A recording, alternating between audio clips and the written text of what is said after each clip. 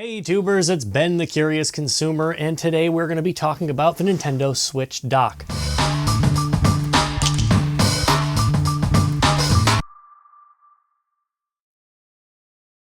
Now there is a lot of controversy about this dock, considering the fact that a lot of people online have been complaining about the Nintendo Switch actually scratching the front screen on this portion of the dock.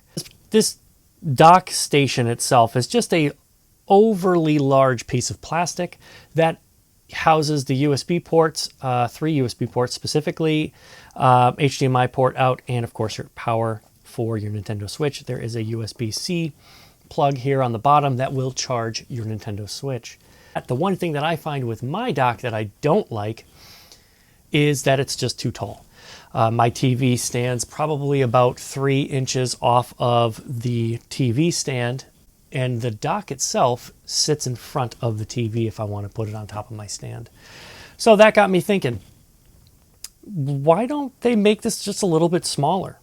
And that's what we're going to do today, guys. I found one of these little dock, miniature dock stations here that you can find on Amazon. I'll leave a link in the description below for you guys in case you want to follow those.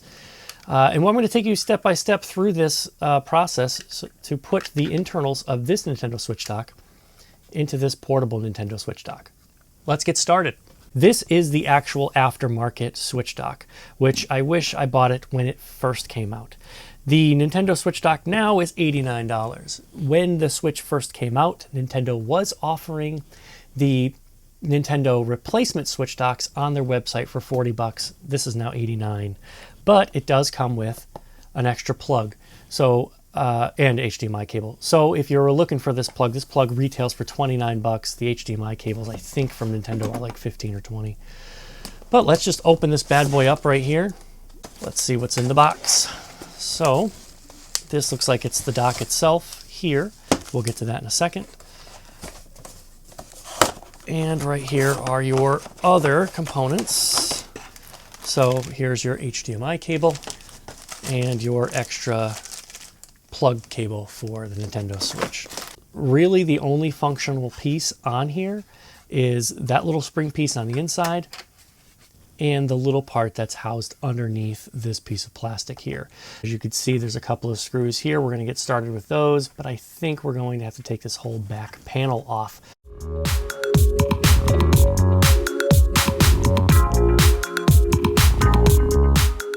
All right, once you get all of those screws out here, this back panel should just come right off with the door attached. See the ribbon cable right there that goes underneath to the spring-loaded portion on the bottom of the Switch.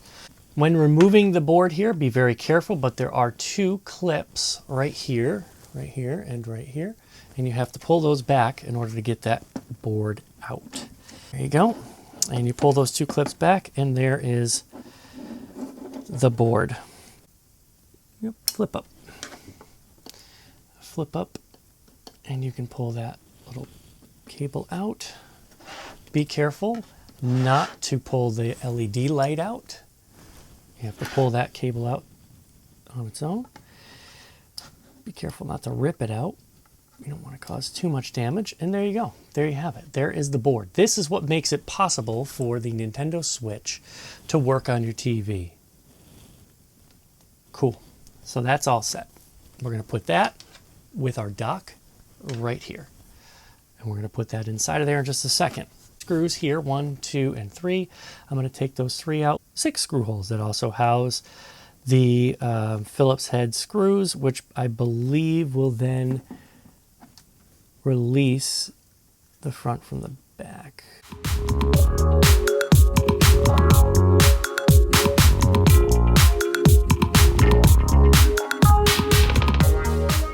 And as you can see here, all I'm doing is slowly taking the back panel off. Took the back panel off, and here is what is left over. So the back panel I'm going to set to the side.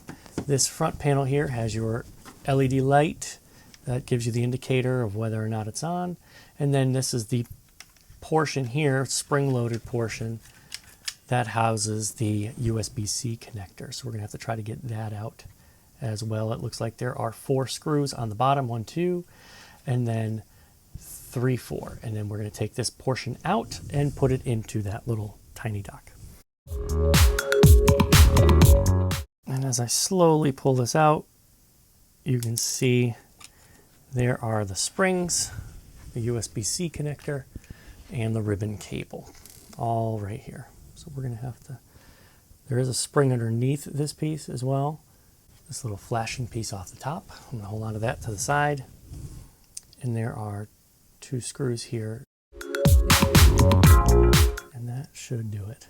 There we go. So there's the board piece, or the bottom part that goes onto the bottom of the switch. We're going to put all that aside. We'll reassemble that after I'm all done. Now to figure out how to piece all of this together. It doesn't come with any instructions, so what you kind of have to do is figure it out. First things first, I know that this will fit here, like so. That'll be your USB-C port sticking out. I got to figure out how to place the entire board inside here. It looks like it goes this way and gets screwed into place. The kit comes with screws and 2 little tiny miniature screwdrivers. All right, so now that USB-C port is in pretty good, and as you can see, the switch is just gonna cradle. It's just going to cradle right here. It's just going to go bloop right in there, and it's not going to cause any problems. You just got to be careful not to bend the USB-C cable. This is going to look like the best bet here. Looks like I'm going to have to unfold the cable, screw this into place somehow. And then kind of piece it together here on the end. It does look like they have these little pegs sticking out that will hold the board where it needs to be held. Looks like there's 2 screws, or well, 4 screws that'll hold it into place, and that'll be 1, 2, 3 will hold the board in place, and then these 4 screws here will hold the entire case together. So as I'm stretching that out, all right, so we have 3 screws attached, 1, 2, 3 here on the bottom of the board, and now we have to put the ribbon cable into its spot. So all we're going to do after we have stretched that out to be flat and straight is we're just going to slide that ribbon cable into its place like so.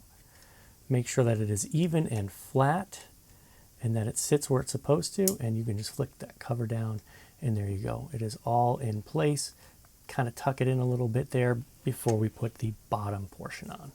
And all you're going to do is line the portion up, and we're going to screw the 4 screws in on the bottom, and then we're going to be all done with our miniature mod for the Nintendo Switch. And there it is. That's just it.